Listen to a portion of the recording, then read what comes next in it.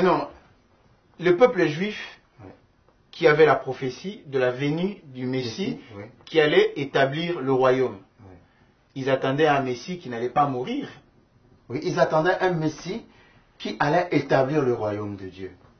Il y a quelque chose dont on ne parle pas souvent quand on parle de cette période-là, c'est que les Juifs attendaient un Messie, mais ils n'attendaient pas un Messie qui irait sur la croix. Ils attendaient un Messie qui viendrait établir le royaume. C'est pour cela que, quand il y a plusieurs versets dans la Bible, même quand Jésus s'apprêtait à retourner dans le livre des Actes auprès du Père, il a dit aux disciples, je reviendrai. Et les disciples lui ont demandé, est-ce en ce temps-là que tu établiras le royaume? Parce que les Juifs attendaient un Messie qui viendra les libérer de la colonisation romaine, les libérer pas seulement des choses spirituelles, mais aussi des choses politiques. Mais voici que Jésus-Christ arrive. Au lieu de dire, prenez les armes et luttez contre vos ennemis, il commence à dire, aimez vos ennemis. Jean chapitre 6, à son verset 15, la Bible dit, et Jésus, sachant qu'ils allaient venir l'enlever pour le faire roi, se retira de nouveau sur la montagne, lui seul. Et c'est pas seulement dans ce passage-là, il y a plusieurs versets dans lesquels le peuple a essayé de prendre Jésus pour l'établir roi. Parce que le Messie est venu pour établir le royaume de Dieu. Donc pour le peuple juif, c'était une déception que Jésus parle de sa mort et de sa résurrection. Là, c'est impensable. Donc, alors qu'il est venu, il se déclare le Messie.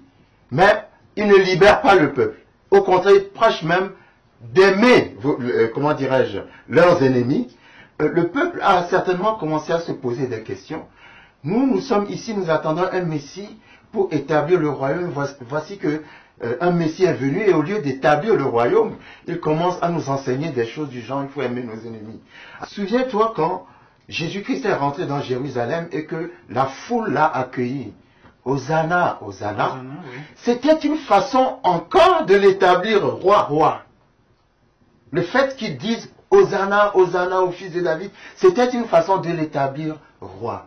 Et quand il est rentré dans Jérusalem, il y avait deux chemins. Il pouvait, s'il voulait vraiment se faire établir roi, il allait prendre la direction de la maison royale de David. Mais il n'a pas pris cette direction, il a pris la direction du temple où il a chassé les vendeurs du temple.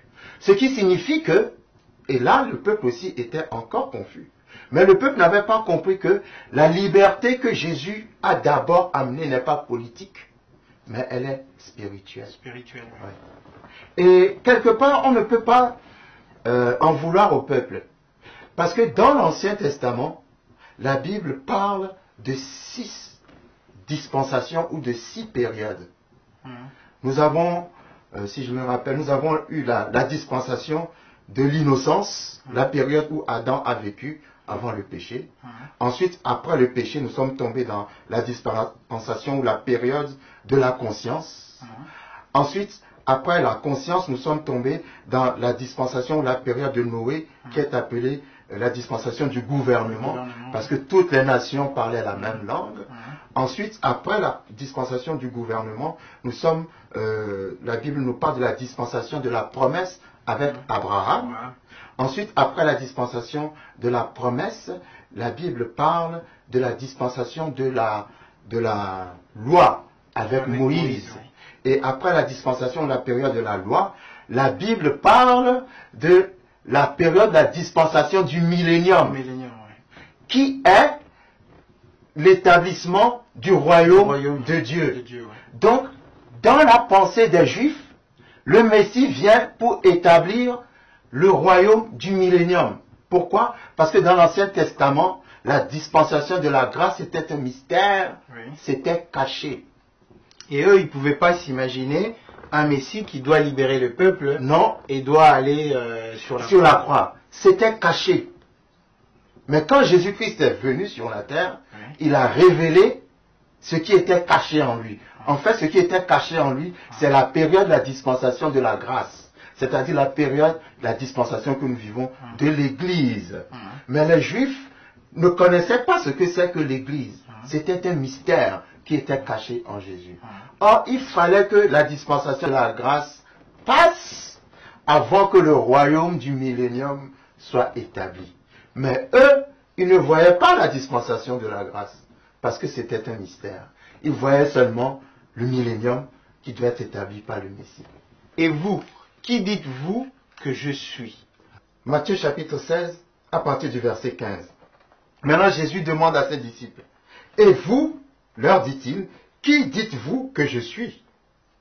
Simon-Pierre répondit, « Tu es le Christ, le Fils du Dieu vivant. » Alors j'imagine quand Jésus-Christ a posé cette question qu'il y avait un silence, un suspense à la Hitchcock, si tu me permets de me référer à Hitchcock. Il y avait un suspense terrible.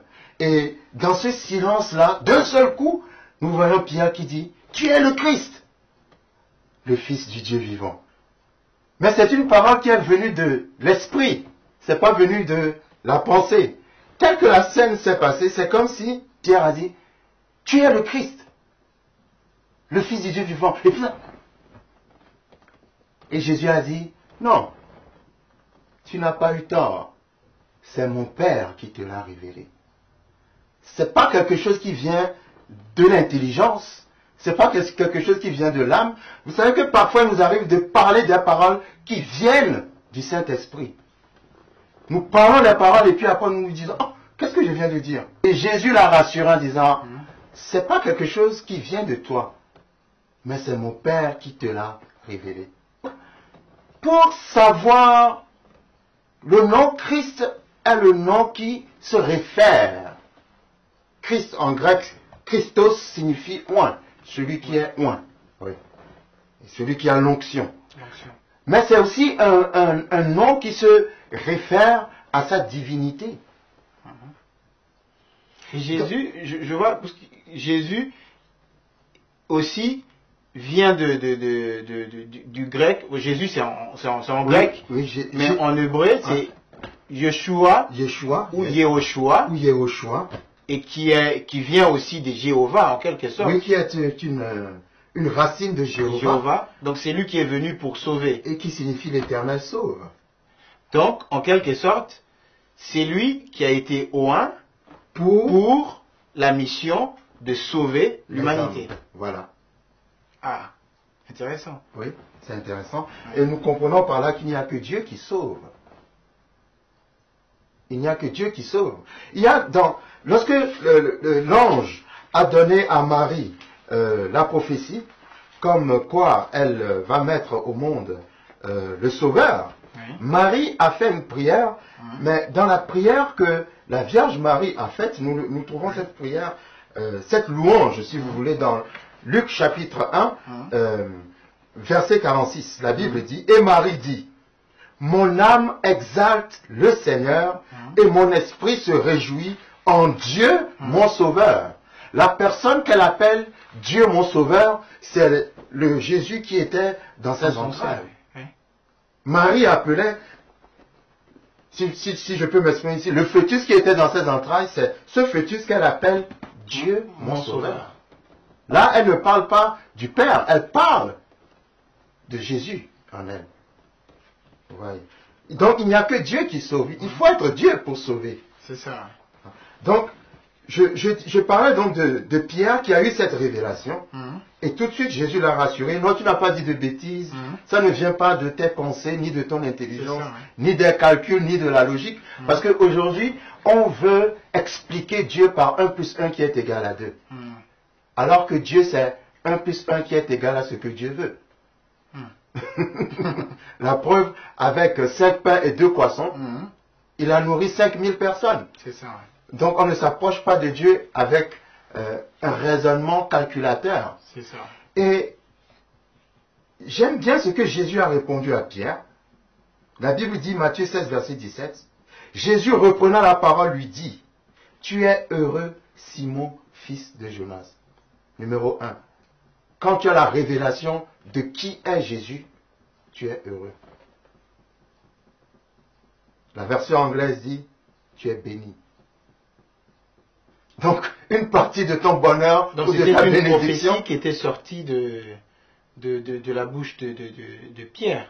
Oui, c'est quelque chose qui est sorti de c'est une façon, en disant à Jésus, tu es le Christ, le Fils du Dieu vivant. C'est une façon de dire à Jésus, tu n'es pas seulement un homme. Un homme, plus qu'un homme. Tu es plus qu'un homme. Et c'est ce que Jésus voulait savoir. Et là, Jésus, puisque c'est ce qui est important, puisqu'il y en a beaucoup qui disent que, il y a beaucoup de communautés chrétiennes qui disent que Jésus n'a jamais dit qu'il était Dieu. Mais là, quand on dit, tu es le Christ, le Fils du Dieu vivant, oui. Jésus ne l'a pas reproché. Non. Mais justement, c'est d'abord, je trouve que c'est merveilleux que Jésus n'ait pas dit ouvertement je suis Dieu. Parce que Jésus l'a toujours dit en sous-entendu. Jésus l'a toujours affirmé et c'est comme si Jésus a fait exprès de ne pas le dire expressément, ouvertement, pour pouvoir laisser au Saint-Esprit le soin de nous le révéler comme il l'a révélé à Pierre. Parce que pour savoir qu'il est Dieu, cela ne vient pas de tes calculs. Pour savoir qu'il est Dieu, cela vient de la révélation que le Père, l'Esprit, va te donner. Mais après cette révélation, parce que ce qui est important, ce qui vient après cette révélation de Pierre, oui. Jésus dit quelque chose à Pierre. Oui. Jésus, la Bible dit, Jésus, reprenant la parole, lui dit, tu es heureux Simon, fils de Jonas, car ce ne sont pas la chair et le sang qui t'ont révélé cela, mais c'est mon Père qui est dans les cieux. Et moi je te dis que tu es Pierre, et que sur ce roc, je bâtirai mon église, et que les portes du séjour des morts ne prévaudront point contre elle. Amen. Amen. Je te donnerai les clés du royaume des cieux. Ce que tu liras sur la terre sera lié dans les cieux, et ce que tu délieras sur la terre sera délié dans les cieux. Alors, nous voyons ici que quand Pierre a reconnu en lui qu'il est le Fils de Dieu, il y a un verset il faudra que je retrouve ce verset, où la foule voulait lapider Jésus. Et Jésus demande à la foule, j'ai fait plusieurs bonnes œuvres, ou plusieurs œuvres. Pour laquelle voulez-vous me lapider? Et la foule a répondu, nous ne voulons pas te lapider pour tes œuvres, mais nous voulons te lapider parce que toi qui es un homme, tu te dis fils de Dieu, et en te disant fils de Dieu, tu te fais l'égal de Dieu.